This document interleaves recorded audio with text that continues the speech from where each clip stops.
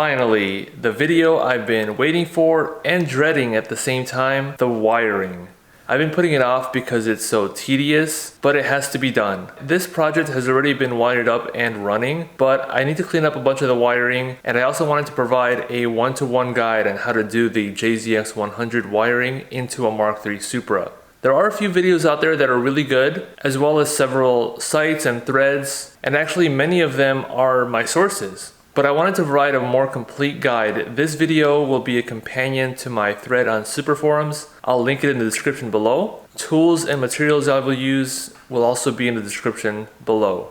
That said, disclaimer, I don't use AC or cruise control, so those will not be included, but the sources I will be including in the links below should have what you need to wire that up. And if you have questions, post in the comments or post it in the thread. Now, if you just want it done, you can definitely get a harness from someone like Wiring Specialties or Tweaked, and those are pretty great. But I felt like doing it myself not only saved me money, but it also helped me learn my vehicle as well. I'm much more confident in how different things work just by spending time looking at wiring diagrams and the repair manual.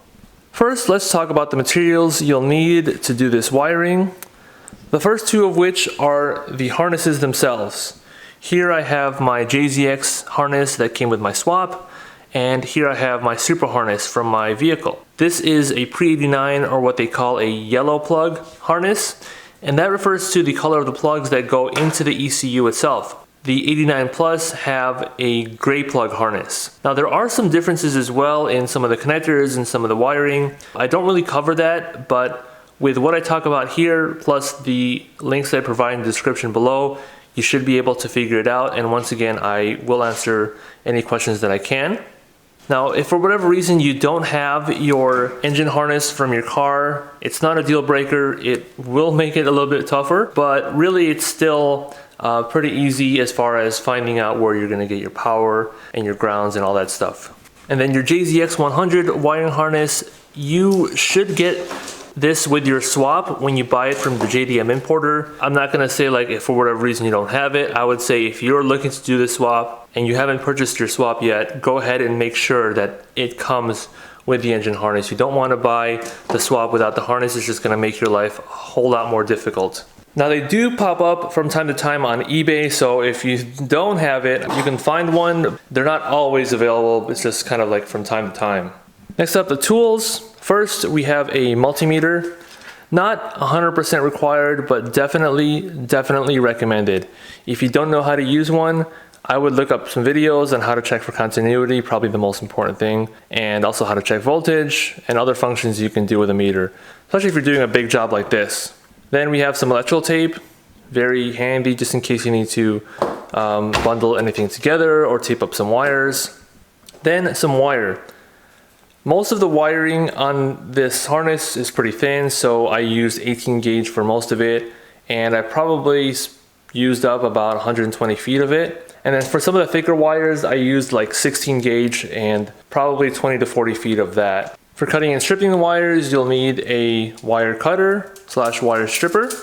Now for connecting the wires, I use a soldering iron and some solder. You might prefer to use butt connectors or some other method. Basically, you just need something to connect the wires together. Then I keep a really small flathead screwdriver on hand, or you can use a small pick set. And this is basically just for de-pinning the connectors in case I need to remove the connectors for whatever reason. Then some heat shrink. This is 1/8 heat shrink. So after connecting the wires together with the soldering iron, I use the heat shrink to make it waterproof. I made the mistake of buying this kit from AutoZone. It's a dormant kit. It comes with all these sizes, but basically what ends up happening is you end up just burning through the 1/8, and then you have all these other sizes left over that you just rarely use. So don't get this kit, just get yourself a roll of 1/8. I got this from Amazon, so this was definitely a lot better than getting the kit. Now for this swap, 1JZ into a Mark III Supra, you'll need this resistor kit. So this I got from Amazon. There's the name and part number and everything, but basically you need to change out the resistors in order to make the tach signal work correctly for a Mark III Supra, because the tach is set up for a 7MGE and you need something set up for a 1JZ-GTE, which I believe it has to do with the ignition. So you need to change out some of the resistors. I'll show you guys how to do that at the end. So the rest of these rolls below are going to be somewhat optional. I'm going to be tackling this in this video, but basically we have a bunch of heat shrink tubing and then a bunch of like wire protective sheathing. Now this stuff isn't really that protective, which is why I got the heat shrink tubing. So this heat shrink is more for protecting the wires, the overall bundle of wires, kind of replacing the old conduit. So basically what I did with this harness is I stripped off all the stuff that was covering it, kind of like how you see in the 7M, all that stuff still on there. It has the old tape and conduit right here. I took all that off because I'm going to be deleting a bunch of wires, and then I'm going to use this heat shrink to cover it back up, and then I'm going to use this to kind of just make it look nicer. Now what's good about this is the Raychem DR25 stuff. From what I've looked at so far, it looks like it's pretty good quality. It's supposed to be flexible and fireproof, so that's why I got that, because like this stuff, this is more for looks and it's not really going to protect in case of a fire. Got 3 different sizes of this and 4 different sizes of this. And this, I don't recall what the sizes were. I'll put it on the screen here in case you want to know the sizes for this. Oh, and also I did get a new upper speedometer cable. This is more of a maintenance thing because my speedometer cable has been wobbly even before this swap. So while I'm in there changing out the resistors and pulling the dash out, I'm going to go ahead and replace this as well. I've moved the wiring harnesses over to the workbench now. Let's go ahead and take a look at what connectors we would have to remove off of the 7M harness. Let's take a look at what wires we would need to connect, what each one does, and how to get everything put together. One of the reasons I wanted to do this video is because a lot of the other guides and videos I've seen are too simple in my opinion. They'll tell you something like, well, this wire needs 12 volt switched, so go ahead and find the 12 volt source in your car and splice into it. I don't really like that. It's not too clean in my opinion.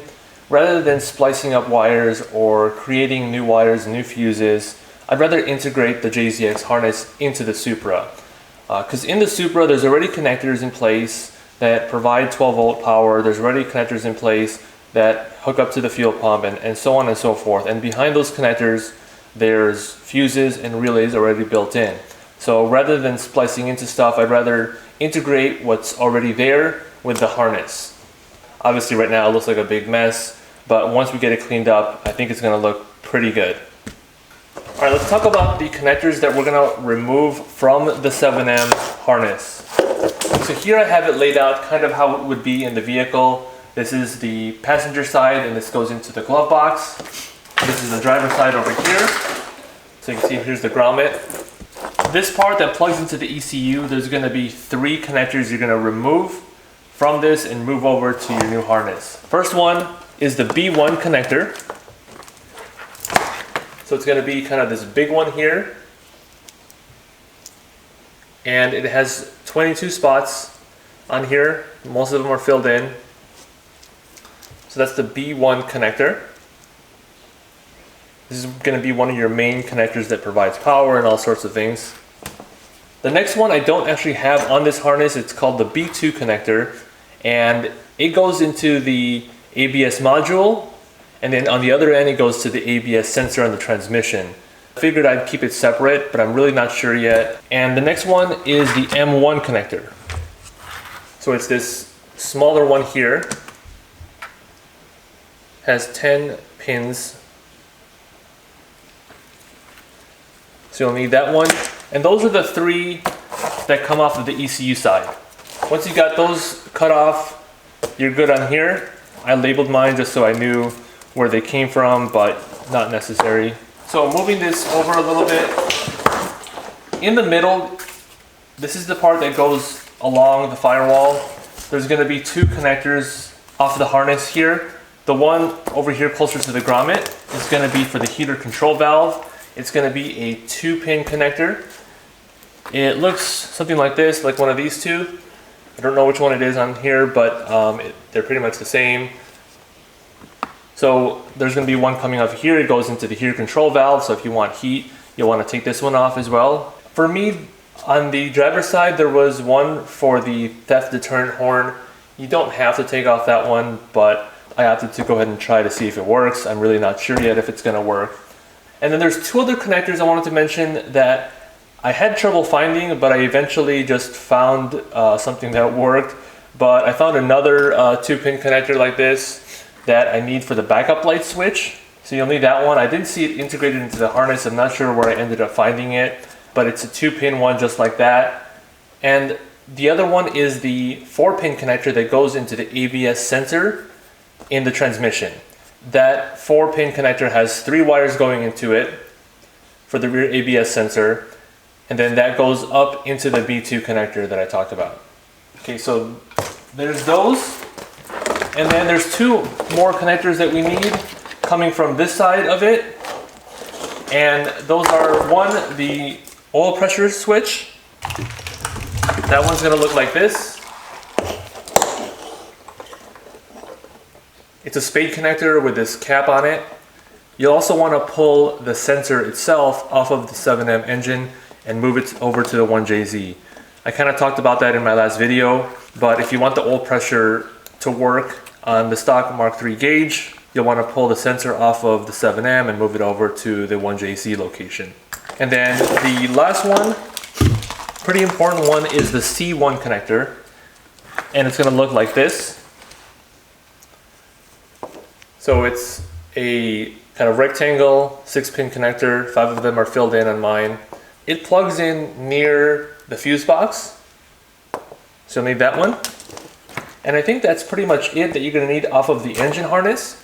And the only other connector you'll need that's not on the engine harness is the alternator connector. You'll need to cut that actually off of the car and use the 1JZ alternator connector, because that's the one that's going to plug into the alternator on your engine. And I'll talk about how to wire that one up as well. Okay, so let's go ahead and move this one out of the way. I have the JZX harness laid out here now. If you're doing yours, it may look a whole lot different right now because I stripped off all the protection off of this one because I'm going to be deleting some wires as well as cleaning this whole thing up. But I laid it out to separate some of the connectors here as I talk about them. So let's start off here with the ECU connectors. These are the 4 connectors here. So mine is a JZX100 manual transmission, non-immobilized ECU. So it has 4 plugs. If you have the immobilized ECU, I believe it has a 5th plug. Don't really know anything about that one, so I'm not going to be talking about the immobilizer. So the first 2 connectors are going to be these here, and it's going to plug over here to the left near this bracket. And didn't really change much as far as what the wiring goes to, other than I just extended it 6 inches.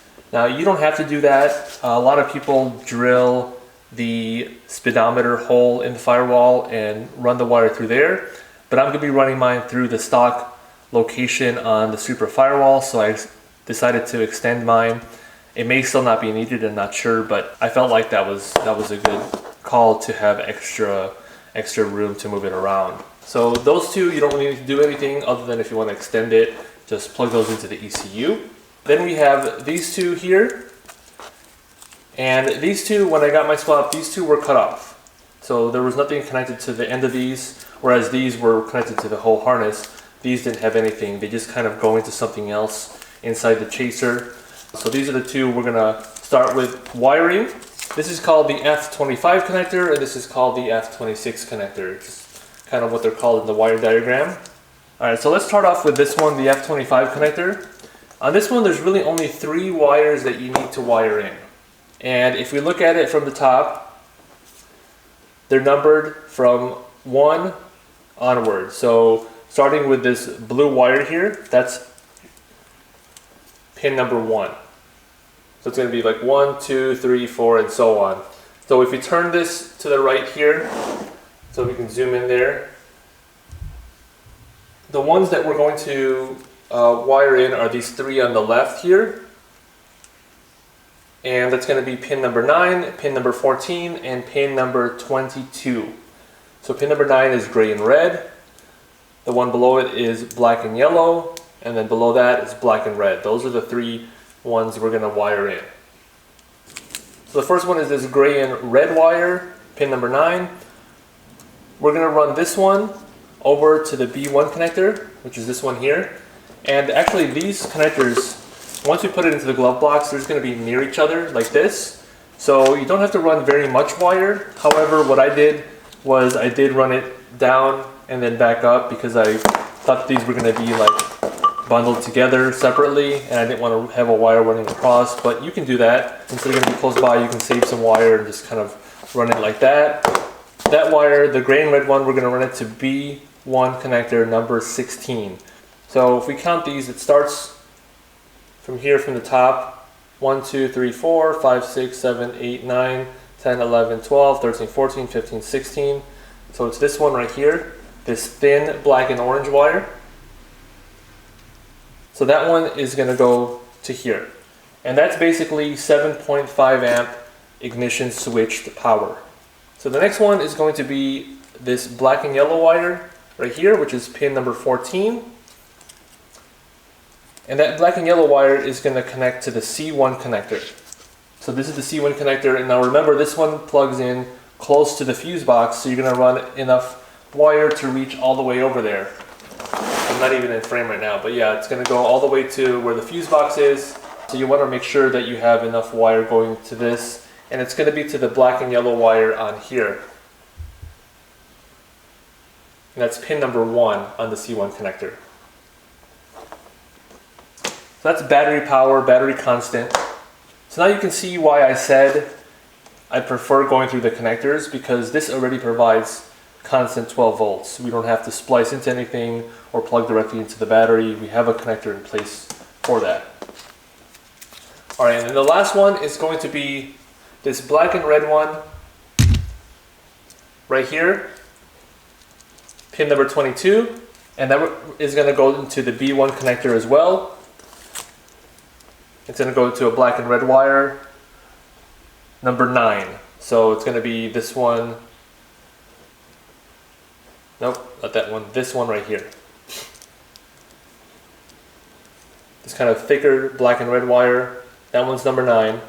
So this one is going to go to this. And this is 12 volt switched power as well. However, wanted to mention that this is going to connect to a few more wires. So before you close this up here, there's going to be a couple more wires that this is going to connect to. So just keep that in mind. We're going to come back to that. So that's the 3 wires that we have for this. Let's go ahead and move on to this one here. In this orientation, pin number 1 is over here in the top left. So it's 1, 2, 3, 4, 5, 6, 7, 8, 9, 10, 11, 12, 13, 14, 15, 16. 16 pin connector. So the first pin that we're going to do is pin number 2, which is this pink and black wire here.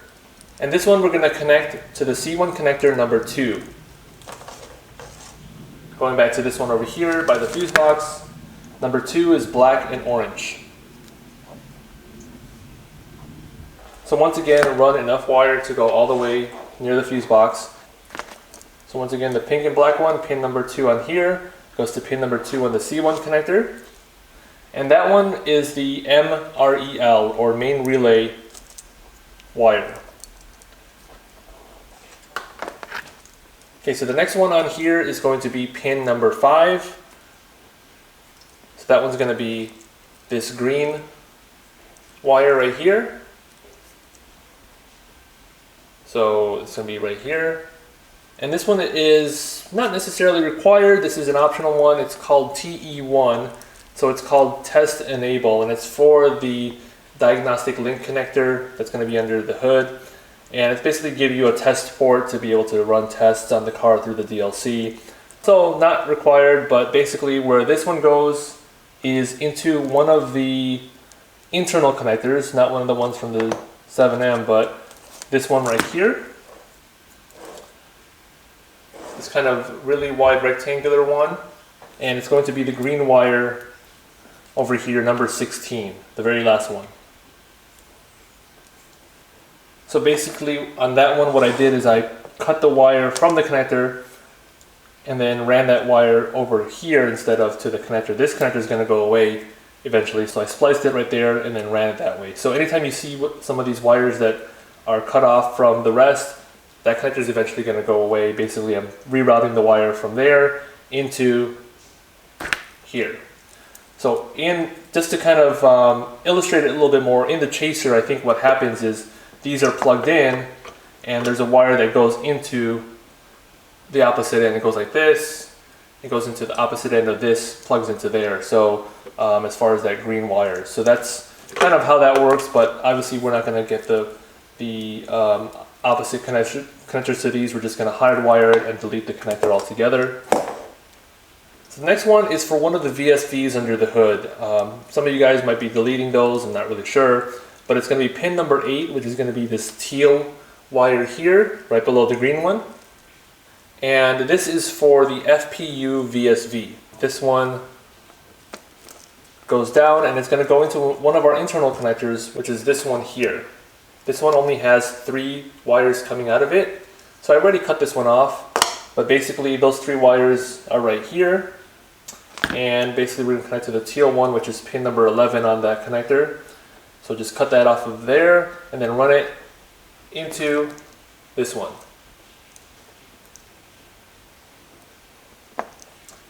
Okay, so that's the FPU VSV. Okay, so the next one is the circuit opening relay. It's going to be this blue and black one here, pin number 10. It's going to be 2 spots over from the last one we just did. On the JZX ECU, it's FC, which goes to the circuit opening relay, which on the Supra is going to be B1 connector number 6, which is the green one here.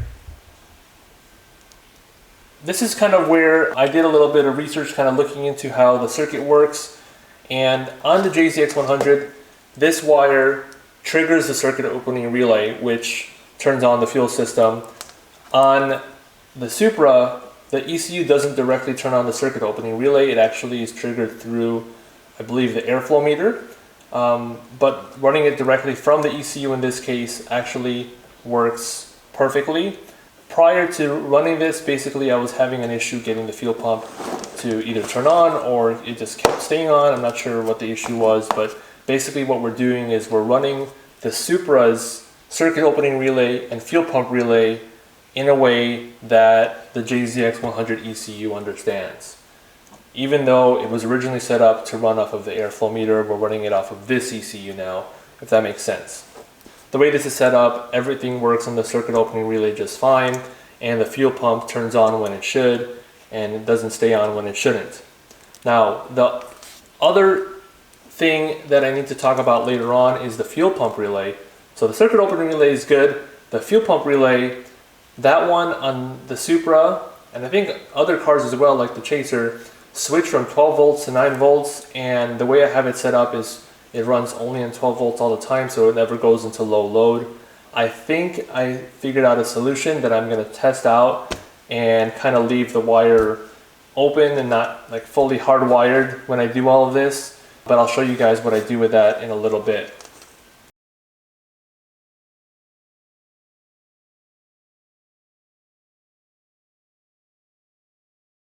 Okay, so after that one's done, the next 2 are going to be VSVs, and it's going to be down here at the bottom.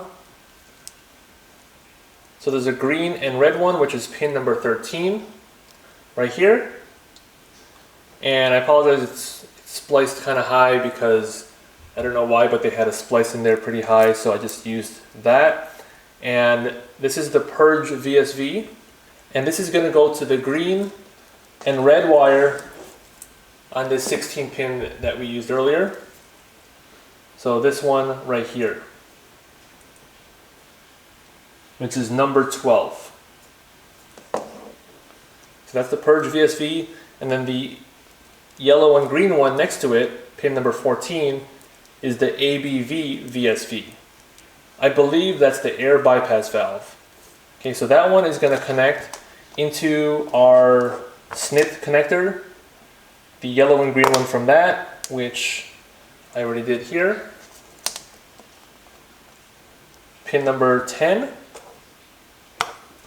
And this connector is done. So those 4 connectors are done now. So the ECU is all wired up. So next we have this connector here, which has like a cover on it and it has a bunch of black and brown wires going to it. You don't need to do anything with that. It's basically like a ground loop for the whole harness. Okay, so those are done. And this one, we already did these 2 wires here. The last one is this brown wire. And in the wiring diagram, it's listed as a ground. So you can hook this up to a ground. I'm going to do that a little bit later, but that one would be done then. Okay, so next up, let's talk about the B1 connector and just go over what that one connects to. So looking at it from the top, so this is pin number 1 over here. And that's going to be this black and yellow wire. And this is for the heater control valve. So like I said, pull off the connector from your 7M harness. And it looks like it's this one here because it has the black and yellow. Basically, you're going to run that wire to this one and just make sure this reaches the heater control valve on the passenger side near the hole. Okay, so that one's done. Now this isn't done yet because we have another wire there, but we'll talk about that a little bit later. So the next one is pin number 5 right below it, which is this black and red wire right here, thinner one. And this one is optional. It goes into the DLC, so you have a fuel pump signal. So the DLC is basically this here. This is where you can kind of like do tests and just check if stuff is working. And I don't have all of the pins wired up, just ones that I feel like are necessary. But yeah, if you don't really necessarily need this, you can just skip that one or skip any of the ones that go into the DLC. So now of course it doesn't connect directly to the DLC just straight through. It has to actually go through a connector, which is this one right here, which is this dark gray one. This is actually a pretty important connector. It has a bunch of important wires we'll get to later. Pin number 9 is this blue and red wire. So we'll cut that off of there, which I already have done that right here, and just run it up into this one. So the next one we already talked about because it went into the ECU, but it's pin number 6, the green one, which is for the circuit opening relay.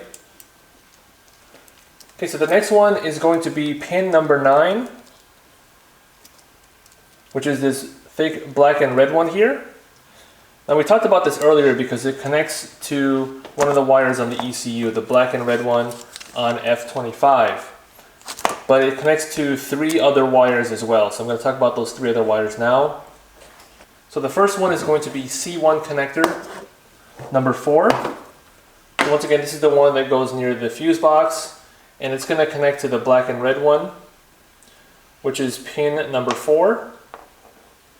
So basically this is B plus for the EFI main relay. And we're also going to connect to the 2 black and red ones here on this dark gray connector. So black and red here, black and red here, pin number 4, and black and red here, pin number 9, are all connected together. Black and red here, and I have them connected down here. So I kind of just met them at the junction point here where they kind of split off and just joined them here. I need to kind of clean this up a little bit more. But yeah, all 5 wires here are connected together. Okay, so that one's done. So the next one here is going to be the one right in the middle, which is this black and white wire. It's a very thick wire. So I used the thicker wire to connect to it, but it's for the starter. And basically I ran that one to the thick yellow wire on here.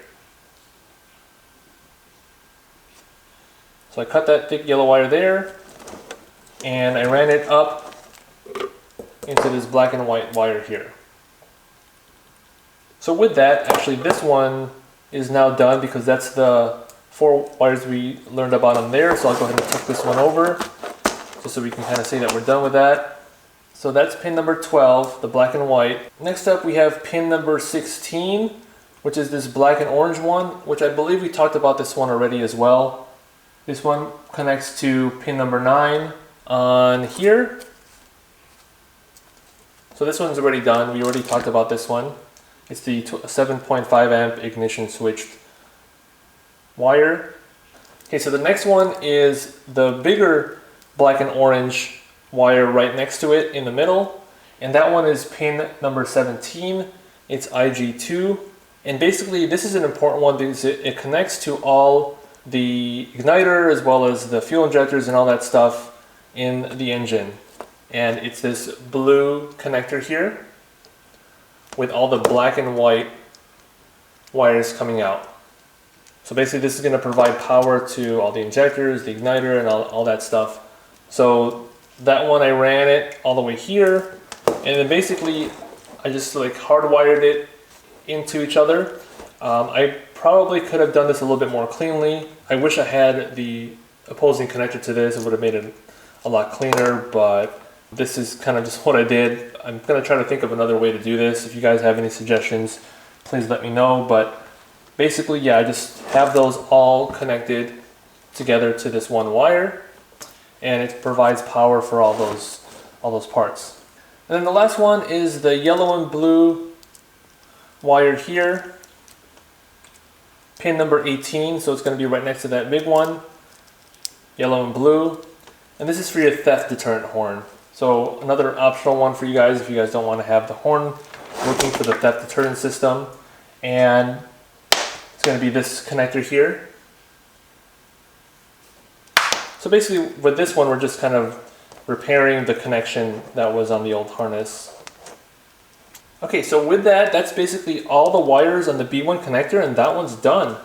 And all the wires on here, so that one's done as well. So yeah, that's pretty good. We got those done. Now when I say done, obviously they've been done, so it's not going to be that quick for you guys if you guys are doing it right now. It's going to be a lot of tedious cutting, stripping, and connecting, soldering, heat shrinking a bunch of wires. Okay, so that was the B1 connector. The next one we'll talk about is the B2 connector, which is the ABS one. So let's jump over to the car since we have it over there. Let me get a little bit of brightness on here. And it's this one right here.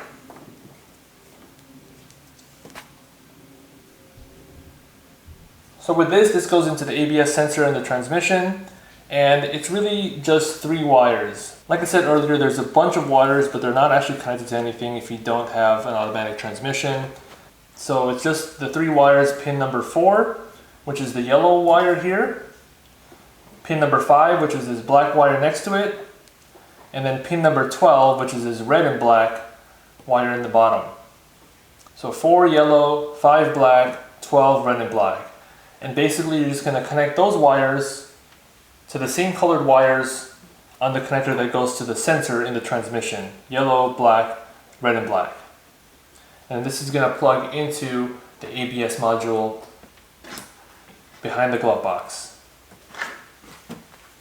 Alright, up next we're going to kind of talk about 2 different connectors at once because I have them wired together, but basically on the JZX I had this 20 pin connector, and it actually came with the opposite side, so I'm not sure if that's normal or not, but it's kind of this like thin 20 pin connector, and the only 3 wires it has that we need, at least as of right now, go into the Supra's M1 connector. So let's talk about those 3 first. And if you face it this way, it's going to be 17, 18, and 19. And these are going to be for your gauges. So 17 is going to be green and black. That's going to be for your tach. And that's going to go into the M1 connector, which is the black connector here, number 4. So pin number 4, the black wire, goes into the green and black wire on the JZX's 20 pin connector. Now what I'm going to do is I'm actually going to delete this whole connector altogether. I'm going to snip it here snip it here and then connect them together, so that just kind of makes it a lot thinner. And then all these other wires, the ones that I don't use, I'm going to take those off as well, just like the other ones. Okay, so the next one on here is this pink wire. This is for the oil pressure switch. And this one connects to the yellow and black wire on here, which is pin number 7. So pin number 7 on the M1 connector, it's going to say oil pressure. You're going to connect it to the pink one over here. The last one is going to be this white and green one, which is pin number 19 on here. It's the water temp sender. And it's going to be the yellow and green one over here, which is pin number 9 on the M1 connector, pin number 19 on this 20 pin JZX connector. Alright, so this one's pretty much done. Now there's 3 other wires that we need to talk about on the M1, and I think we may have talked about them as well though, so let's see what those ones are. Alright, so the next one is going to be this red and black one, which is actually pin number 1 on the M1 connector. This is the backup light switch. So you're going to run this one over to the 2-pin backup light switch connector and the red and black one on there. And the next one is going to be yellow, which is right next to it, pin number 2. And that one's going to be shared between the heater control valve and the backup light switch. So you're going to connect that yellow wire over to the yellow wire on the heater control valve and the yellow wire on the backup light switch. And the last one on here is this brown one, which is pin number 6. And this one I actually connected it to ground. It says it's a ground, so I found a grounding point on the harness and connected it to that.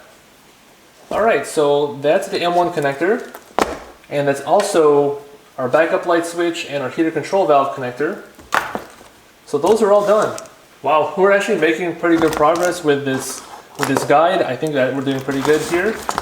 So now, as far as the other connectors here, we already finished this one as well, this little dark gray one. This one here, I didn't have any wires that I needed for this. I think a lot of them were either traction control or automatic transmission. So I believe most of these are going to get deleted. And then let's just jump over to this one over here. We have a few more wires on this one, I believe. Just make sure. No, actually the 2 that we needed were already connected, so that one's done as well. I think the last 2 that we have here are the C1 and the theft deterrent horn. So on the C1, I think we already connected the black and yellow, the black and orange, and the black and red. I believe the last one is this white one, and it looks like I didn't even heat shrink this, so I need to finish heat shrinking this. But that one goes into the theft deterrent horn. So there's a white wire in the theft deterrent horn. I believe we already wired up the other side. So the white wire there goes into the white wire on here, which is pin number 3. Okay, so those are done. Oh, I forgot to mention, yeah, this is probably pretty important. Pretty important. On this side, the 2 wires that we need to do, I think we talked about the oil pressure switch already. That one's pretty self-explanatory. There's going to be a pink wire coming out of here, single pink wire. It's going to be going into the 1JZ oil pressure switch. You're going to actually unscrew the switch, cut the connector off of there, and then use the 7M spade connector, and then also use the 7M oil pressure sender screwed into the 1JZ. That one should be pretty self-explanatory. This wire is pretty bad. Look at that. Look at that wire. Look at it. It's terrible. But yeah, I forgot to mention this one here. This is the starter.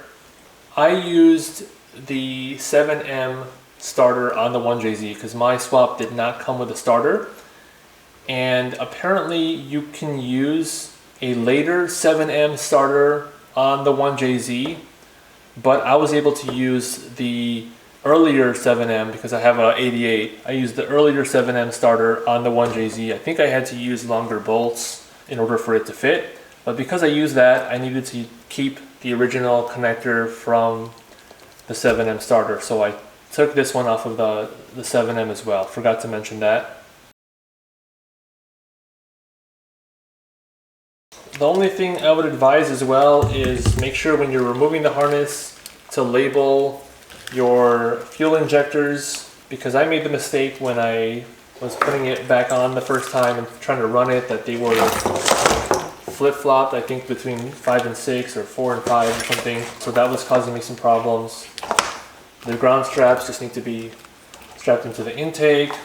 All the other connectors just need to be plugged in. Once you get these actually routed, they pretty much are the exact length you need to go into whatever sensor they go into. So it's pretty self-explanatory where they plug into. Hopefully I'll be able to retain that when I strip all this and relume it. And then my car actually had this extra bunch of wire. I've been trying to like check continuity to see where it actually goes to, but I haven't been able to figure it out. So a bunch of wire here just loose. I don't know what connector they go onto, but oh. And my oil pressure just bit the dust. I did want to talk about the alternator connector. The alternator connector is actually part of the body harness on the Supra. And fortunately, I did receive a alternator connector with my 1JZ swap. So basically, since we're using the 1JZ alternator, we're going to need to retain the 1JZ alternator connector. Basically, we cut off the 7M alternator connector from the vehicle and wire up the 1JZ connector onto there.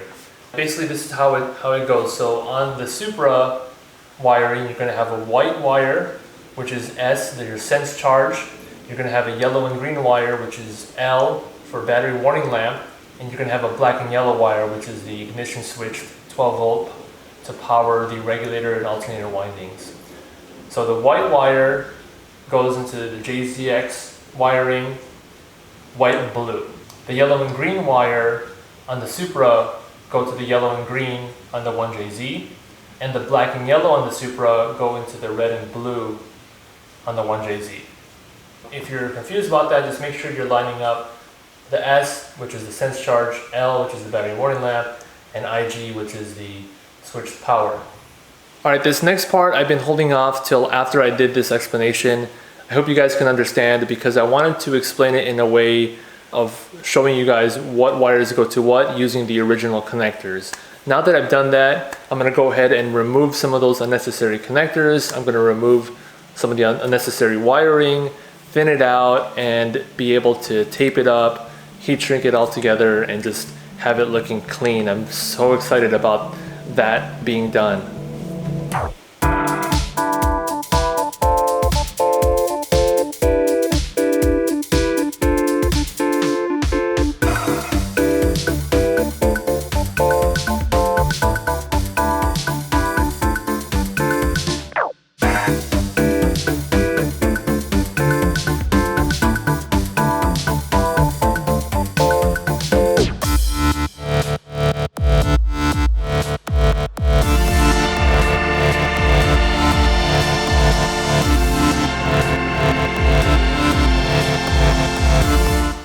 I forgot to mention there's a triangle shaped 3-pin connector on the engine side that goes into the AC compressor. So if you're not keeping AC, you can pull this one.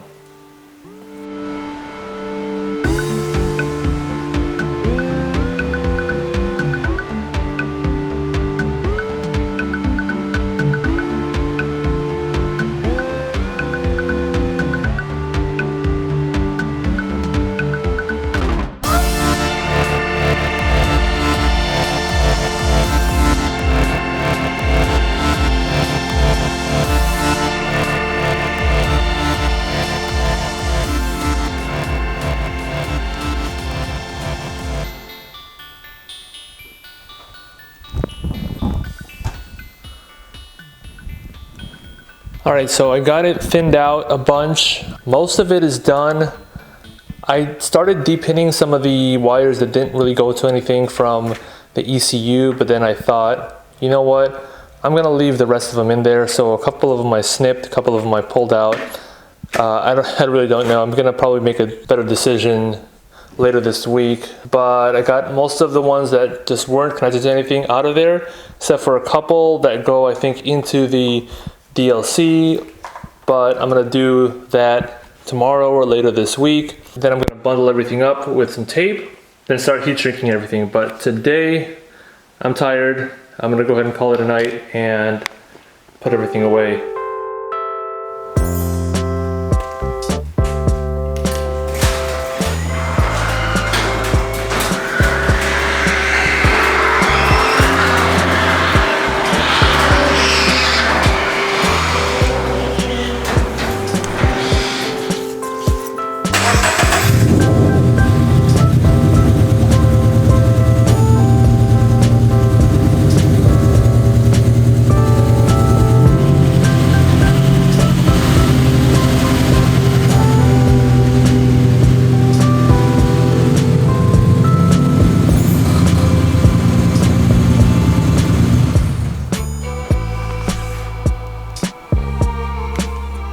Alright, back at it. I just realized I forgot to take off this connector here, so I'm gonna do that now. Got the garage door open, it's a nice day out today. Let's see how long before the barking dogs across the alley start bothering me, plus before the mosquitoes start coming in and bothering me. But yeah, let's see if we can get this off.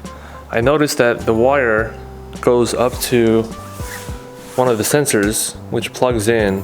So I'm not sure about that because this doesn't plug into anything. So I'm wondering if this sensor does anything, and I have to figure out where it plugs into. But yeah, that's something I gotta figure out here. Alright, I figured it out. This one goes to like a traction control module, which of course I don't have in my vehicle. My car is running without this plugged in, so it's perfectly fine. This side, this goes to the traction control, I think, motor in the throttle. Basically, it allows traction control by closing a second throttle plate in the car. So I believe it's right here. So I think, like, whenever I take this off, the plate's like always open. So I think that's the normal condition. Without this plugged in, it won't control throttle via traction control. So that's perfectly fine. The reason I had it confused though was because it's the same shape as this one over here. And this one's for the idle air control, and I think you definitely need that one. That one's plugged in and it goes to the ECU. But this one goes to the traction control motor. So I'm gonna go ahead and delete this whole thing. Delete this connector. And in the wiring diagram that I'm gonna attach, this one is the C43 connector, and this one is the C62 connector. So just in case you're trying to find it on the wiring diagram.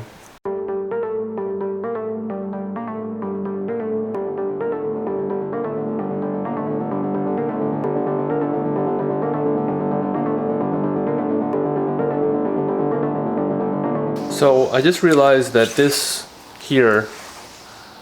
piece goes between these two, and basically it connects everything on the top row on this side to the top row on this side, and everything in the bottom row on this side to the bottom row on this side as well.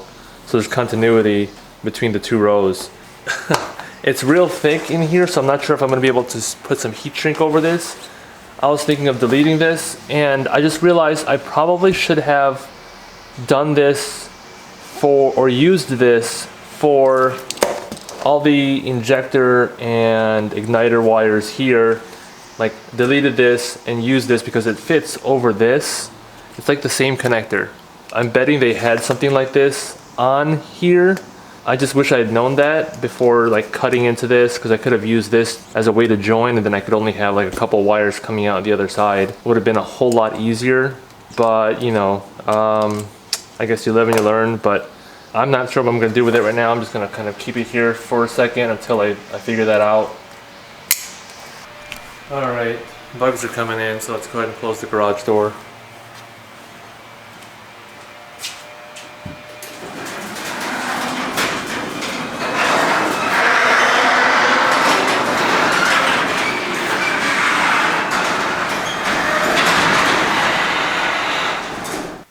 Alright, so I have the 1-inch Raychem stuff, and I think there might be a bigger size than this. So I'm not sure if I should try to squeeze this into here or get the next size up. But basically the issue is, if I'm gonna fit this onto the main part here, I need to run it through these first. And in order to do that, I think whether I have this size or even the next size up, I'm gonna need to de-pin all these connectors and just fish them through and then slide it in. And like, just looking at it, it may fit through here very tightly. If I fish it through with something and pull it, it's gonna be real tough, and I need to make sure to do one of these at a time because I don't wanna lose track of these wires, plug them into the wrong place and mess up my ECU, or the car just doesn't start. I did label all of them for these two, the ones that we wired up, because, I'm sorry, not these two, but these two I didn't really document them yet. I'm just gonna go ahead and I'm gonna go ahead and just do that here, just so I know, because just need to document which pin is which, what color the wire is, and they label each wire as well. I'm also gonna probably have to delete this, since it's only 6 wires here and 4 wires here connecting to each other on the black, and then just one single yellow wire here that connects to each other. I can probably delete this junction here and just have it run straight through. Then that should give me the thickness that I need. Over here, it's just gonna be a little tough over here, but yeah, that's what I'm dealing with here. That, or I can run 2 separate things, but that's not sure I want to do that. Yeah, I need to take this out, and I'm going to need to de-pin this. So that's going to be the next hurdle here.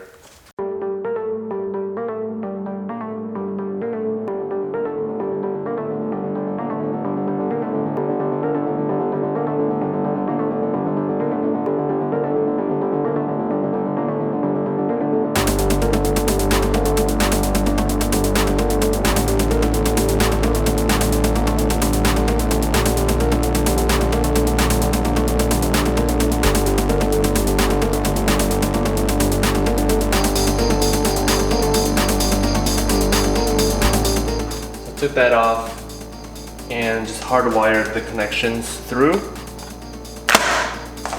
Kind of de-pinned and sorted these a little bit better so the wires aren't getting as tangled.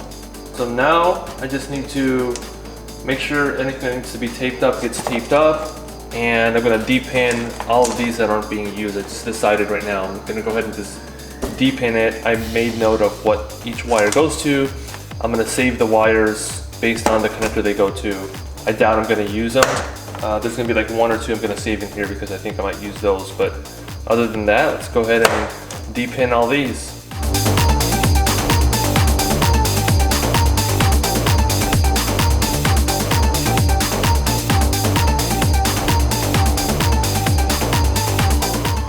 Locking tabs here. Pull them out before you de-pin them on the ECU, and you want to push them back in so that the rest of them don't come out.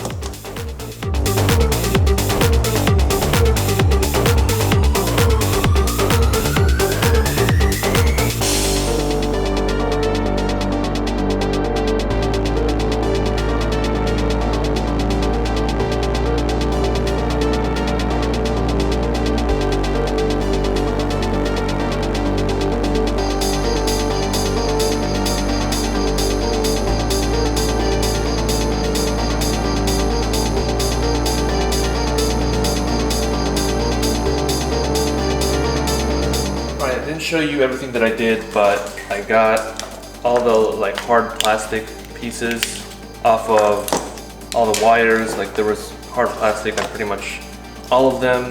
Got that all off, taped it together, and kind of have it organized with the injectors here, so you can see the tape on here that has the label of which one it is. So I should be able to easily recognize them. Got it taped and organized the way it's spaced out, should be correct. Now I'm gonna go ahead and like loom or like heat shrink these individual wires here. These are gonna come down below the intake, These are come down below the intake, and these are the injectors. After that, I still have to do the whole major part. I'm still trying to figure out what I'm gonna do with that. Well, let's go ahead and move on.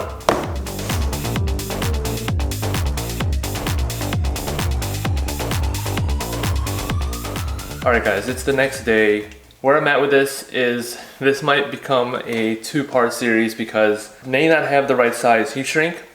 The 1-inch one that I have is probably too small for this main part of the loom. Even bundled as tight as possible, it's gonna be real close. The next size up, I believe, is 1.5 inches. The place I got this one from doesn't have that size, so I may need to go to a different place, which is not a big deal, but I'm not sure like what the timing is, how much it's gonna cost, and just kind of wanting to get it done. And it's like, man, this is gonna hold me up. So these are the types of things, like when you're working on a project car, you just sometimes don't know until you get into it, or you have to experience it for the first time, you know, and next time it'll be a lot easier. But yeah, just some things that I didn't plan on. I thought I got all the right sizes. I thought the 1-inch would be plenty big enough. Also, I have with these, I have 3/16, I have 1/4, and I have 1/2. But I feel like I need an in-between size like 3/8, which they have for some of these connectors, because it's just really hard getting these connectors even depinned. Getting these wires all the way in through the heat shrink is just really tough. So I've been actually trying to do some of these connectors, and it's kind of hard. So I think I need another size like 3/8 and even maybe 3/4 to be able to get some of these wires through. But yeah, let me show you what I've done so far. Here's kind of where I'm at. I was trying to do this C1 connector, and it's just only 4 wires, but it's really tough to get into. I believe this is the one I was trying to use, 1/4. It's really tight, and if I go up to the next size, which I think is 1/2, no wait, 3/16, yeah. Okay, yeah, so if I'm doing 1/4, it's just a little too tight. And if I do 1/2, it's a little too big. It's not gonna shrink down enough. So I need like a 3/8 to go around this and to be able to tighten it down all the way. So anything that's with 4 or so is probably gonna need 3/8.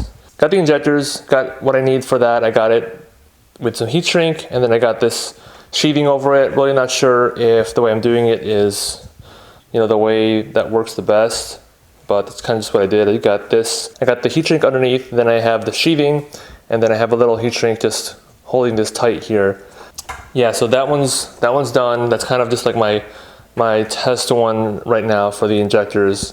And like I said, this is just way too thick. So I'm probably just gonna do the injectors, some of these connectors, and to be honest, I may not even heat shrink some of these. Especially the ones all the way at the end, if I can reach them under the hood without taking anything off, then I might do those later. Yeah, I might just do just the minimal what I can right now. And then I might just put this, since it's split, really easy to put on and take off, I can just put this over the main part and just kind of have it put together just so I can get it fitted, see how it looks in there. And like I said earlier, the way I have it built without the big plastic piece under the intake, without all the other extra wires, should be easier to move around, take off, put back in. So that's where I'm at. Let's go ahead and just finish the rest of this and try to get this at least back in the car in this video.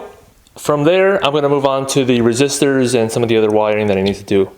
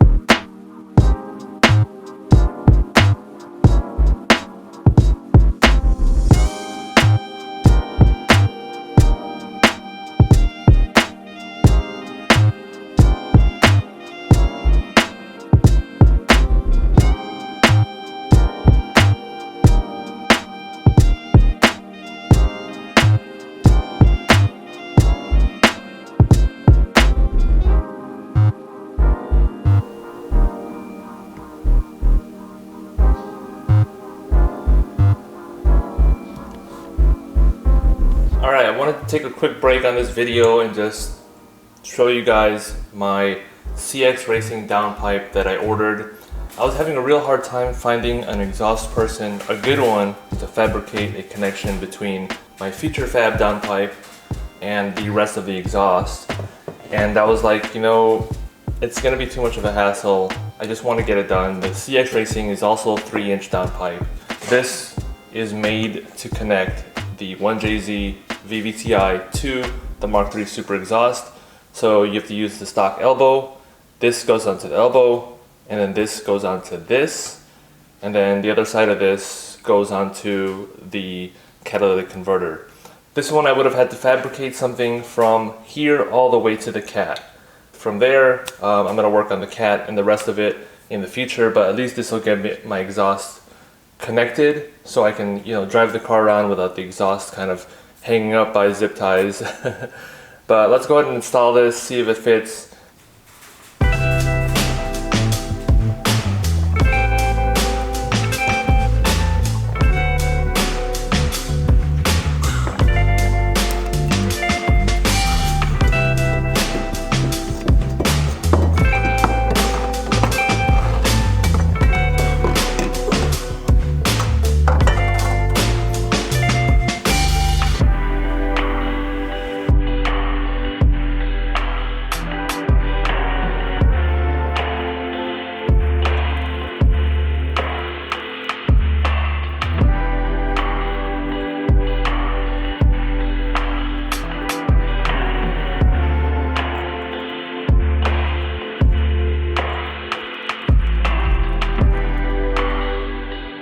Alright guys, I got the front part in and tightened up all the way onto the elbow, but in typical CX Racing fashion, this is really poor fitment here because this nub on the bell housing is almost touching this pipe. I imagine like going over bumps or just whenever the engine's moving a little bit, that this is gonna touch that. Yeah, that really sucks, but I wanna use this pipe. I wanna go ahead and I'll probably just shave a little bit of this bell housing. It shouldn't be a problem because that actually doesn't bolt onto anything on that part. I'm not gonna cut off the whole thing, I'm just gonna shave it down and flatten it a little bit so that there's less chance of it touching the pipe. Hopefully that'll be good. But before I go ahead and take this pipe back off, I'm gonna go ahead and just mock up the rear side, just make sure it fits okay. So would it be this way?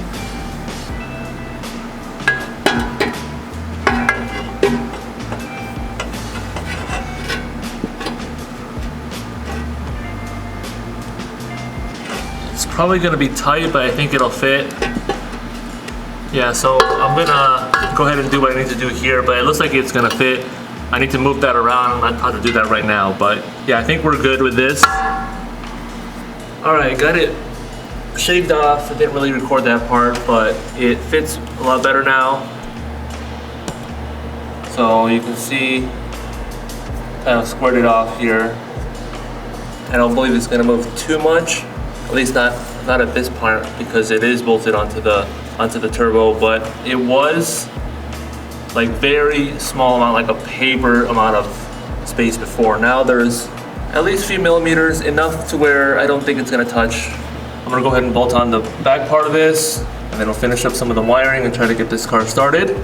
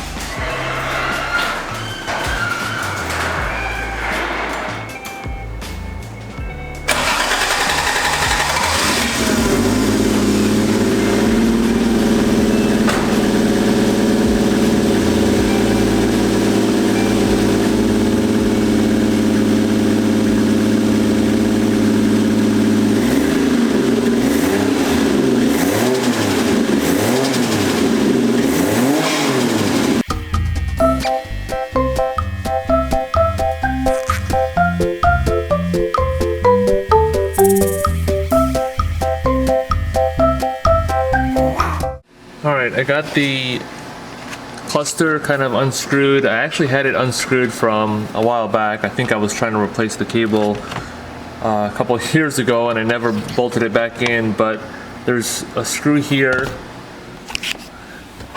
There's a screw here as well. And then there's a bunch up here. So where this white tab is here and over there. And there was one here, it looks like. I don't think I broke that, so maybe this was taken out by someone else, I'm not really sure. But yeah, let's go ahead and hopefully pull this out.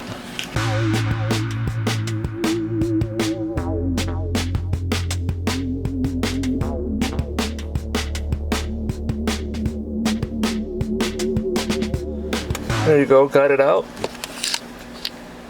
And I want to show you guys what it looks like back here.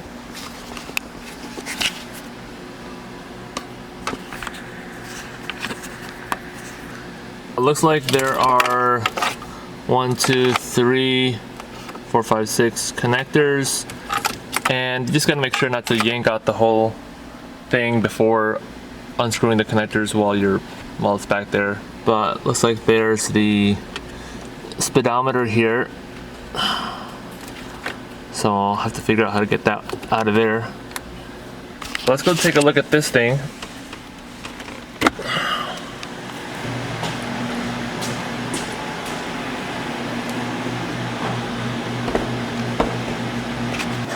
Alright, I'm looking at the back of the cluster right now, and I'm pretty sure we have to take off this white piece here in order to get to the resistors, because I'm not seeing anything up here where the resistors are, so it's got to be underneath. So I'll just start by taking off some of the screws here. Forgive me, this is the first time I'm actually taking apart the cluster. I'm going to be learning with you guys, but it looks like it's just these screws here along the perimeter, although I'm not sure if we need to take off any of the ones in the middle here.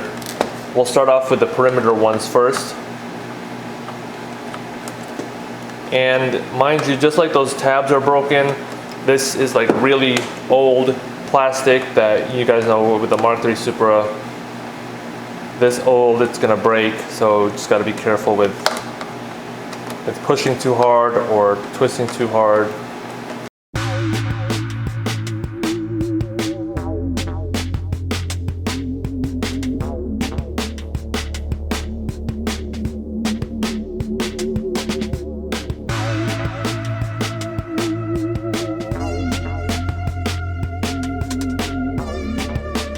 I wanted to mention there is a screw that's really hard to see, but it's in there. It's in there, so kind of have to wedge in the screwdriver through there.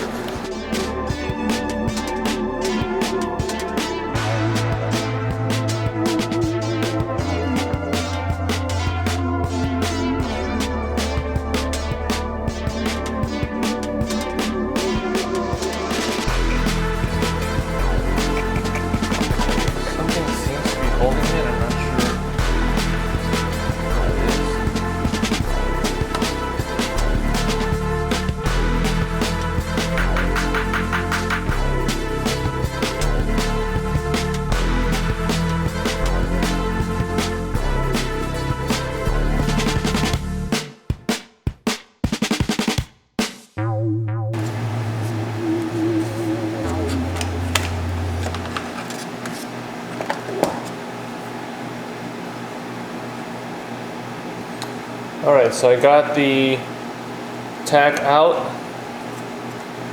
Pretty sure it's these resistors here that I need to change out. Alright, so here I have the tack, and we're going to need to replace 4 of the resistors. We're going to need to replace the R1 resistor, the R3 resistor, the R4 resistor, and the small one here, the R8 resistor. So R1 is going to get 100K, R3 is going to get 560, R4 is going to get 15K, and R8 is going to get 39K. It shouldn't be too hard to replace these. You do need to be kind of proficient with a soldering iron, which I'm not that great on it. And you need to use a smaller size solder just because these are really small parts here. So I ordered a smaller solder. I think it's 0.8 millimeters or 0.032 inches. So I'm gonna snip these and then solder in place those resistors. So if you get this kit, like I said, it's not gonna come with a 39K. I tried to find one that had all four, you know, in the one kit, but none of them really had all of them that you needed. So you do need to get another actual resistor pack with just 39K. This is a specific purpose that we're doing this for. So obviously there's not going to be something made just for this, but yeah. So I'm going to wait for that extra resistor to come in. I'm also waiting for that solder to come in, and then I'm just going to go ahead and replace these.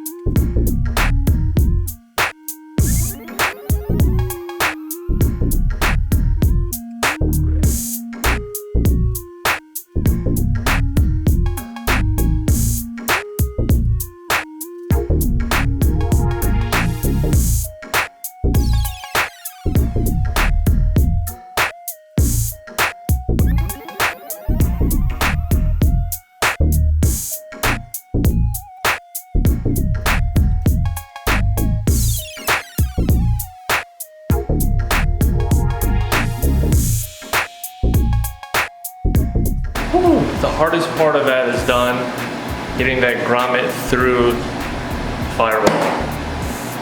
Oh. So I got myself a new soldering iron, got some smaller rosin core.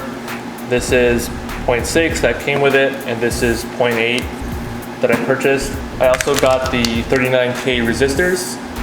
All right, so let's go ahead and see if we can't not mess this up. So I forgot to pick up a really small wire cutter because the wire cutter that's on my main wire cutter stripper tool is in the middle. So I won't be able to get into that little space. So I was like, what could I use that is small enough to get into that space and snip those little resistors? nail cutter. So I need to pick up one, I need to take off number 3.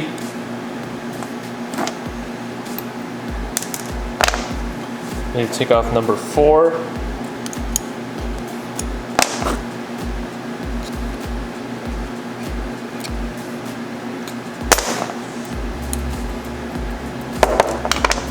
And number 8. 8 is the small one over here.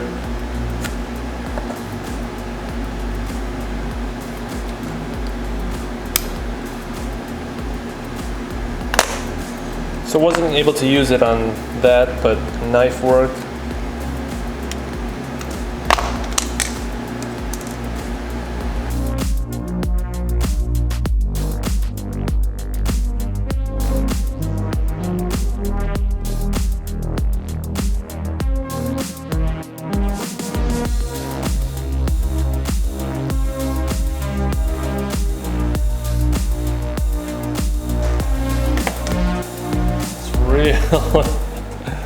Really tight space.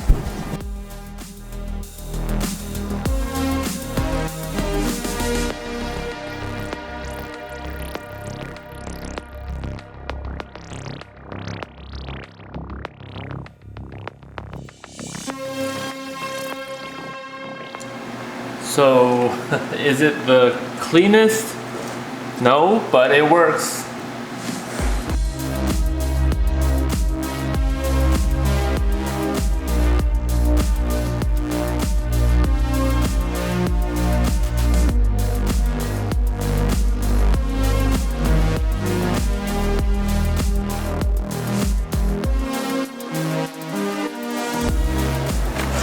Alright, got 3 down. Soldering it from the top is probably not the right protocol. Should be doing it from the bottom, but I'd have to take this whole thing apart, and I risk damaging it taking it apart more than I do just soldering it from the resistor to the cutoff ends. And the worst thing that can happen is the connection breaks and the tack doesn't work. So plus doing it from the bottom without taking this apart, I would probably burn something because it's just such a tight space.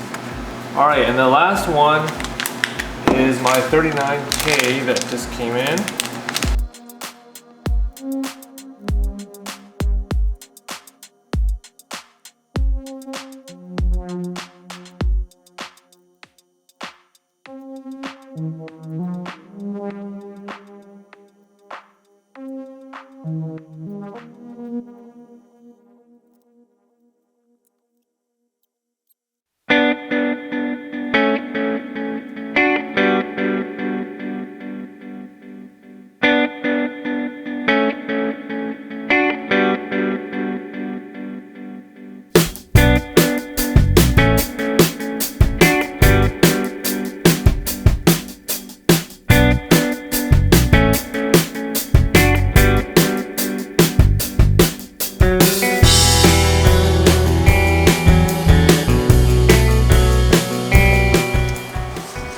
Of course, what kind of automotive YouTuber would I be if I wasn't either missing screws or had extra screws? I'm missing, I think, 2.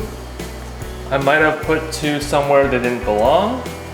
I'll look for those, but everything's mostly put together. Just gotta find these screws.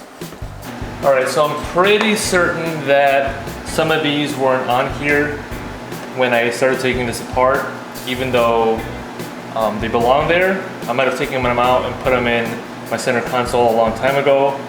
So that's fine, I'm gonna leave those there. I found 2 screws that are similar, which I think were probably for those, and I'm gonna use those back here. See, just like an automotive YouTuber, just find whatever works.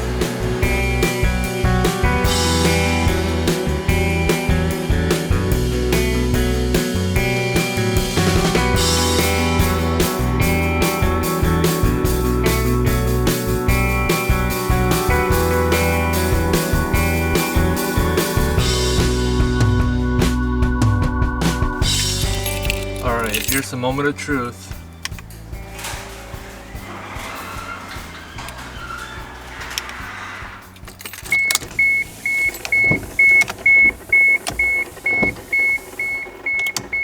I'm going to was on there.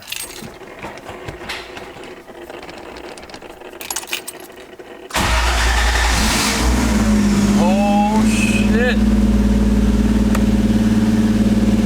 RPM is working!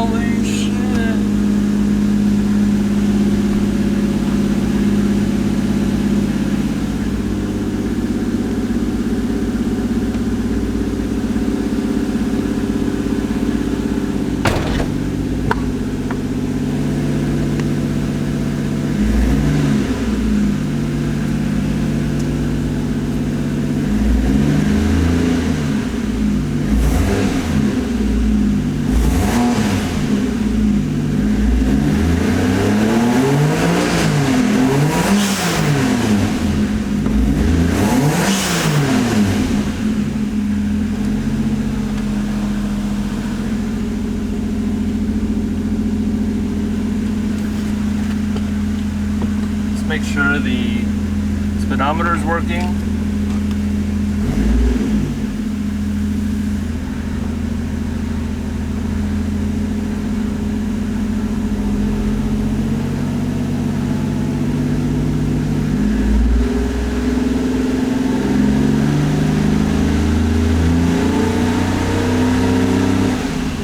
Uh-oh. All right.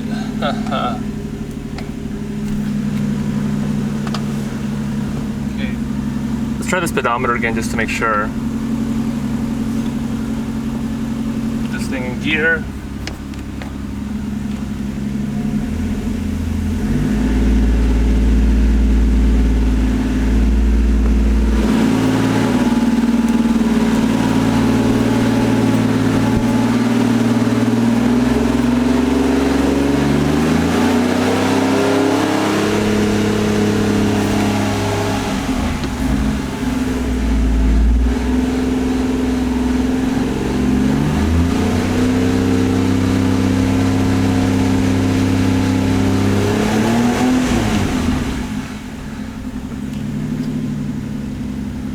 Okay, so it's definitely working.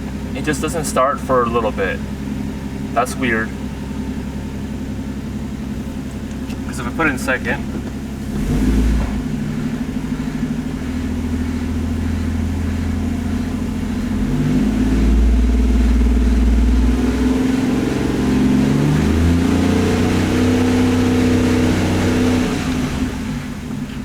so it's definitely working, just not right away, and it was kind of like that before. So definitely something's up. Well, I take that back. I need to road test it and just make sure I'm going fast enough.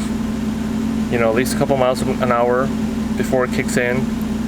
But with my 7M, prior to doing all this, it also did the same thing. It took a while before it started up, but it was also wobbly. I didn't see it wobble, but I didn't go that much farther than 20 miles per hour, so yeah. I'll just check out that tach again.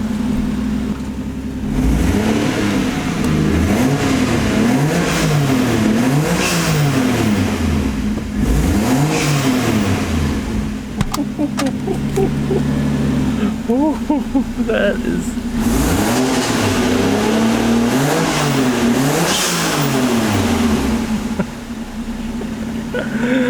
Oh shit. Alright, I gotta turn it off. There's no fan, so.